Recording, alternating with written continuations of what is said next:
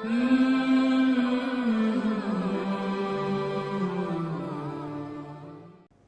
اللہ والصلاۃ والسلام علی رسول اللہ وبعد۔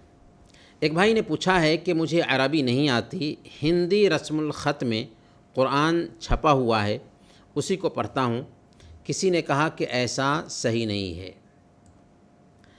جی ہاں، یہ ٹرانسلیٹریشن کہتے ہیں اس کو، یعنی عربی رسم الخط کو ہندی رسم الخط میں چینج کر دینا، عربی کو ہندی رسم الخط میں لکھ دینا۔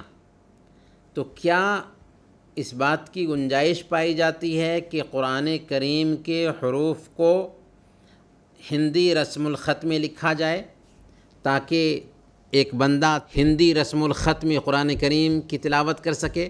دیکھیں، قرآن کا یہ اعجاز ہے کہ یہ کتاب اپنی اصلی زبان میں آج تک محفوظ ہے، اور قیامت کے دن تک یہ کتاب محفوظ رہے گی، کیونکہ اس کی حفاظت کی ذمہ داری اس کتاب کے اتارنے والے نے لے رکھی ہے۔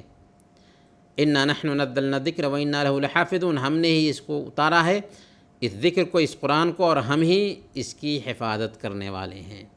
اور قرآن عربی زبان میں اترا ہے، اِنَّا جَعَلْنَاهُ قُرْآنًا عَرَبِيًّا، ہم نے اسے عربی زبان کا قرآن بنایا ہے۔ اسی لیے علماء کہتے ہیں کہ قرآن کو دوسرے رسم الخط میں نہیں لکھا جا سکتا، قرآن کا ٹرانسلیٹریشن نہیں کیا جا سکتا۔ کویت کے وزارت الاوقاف کی طرف سے باضابطہ ممانعت کا فتویٰ صادر ہوا ہے۔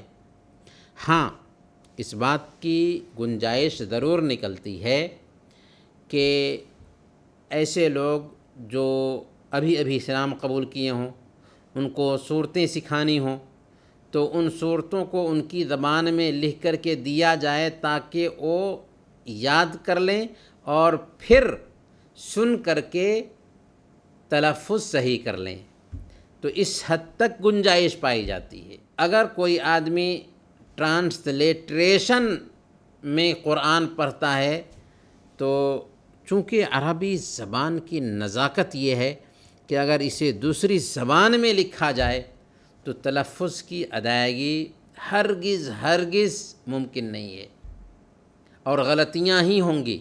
اسی لیے اس بات کی گنجائش نہیں نکلتی ہے کہ قرآن کریم کو دوسری زبان کے رسم الخط میں لکھا جائے۔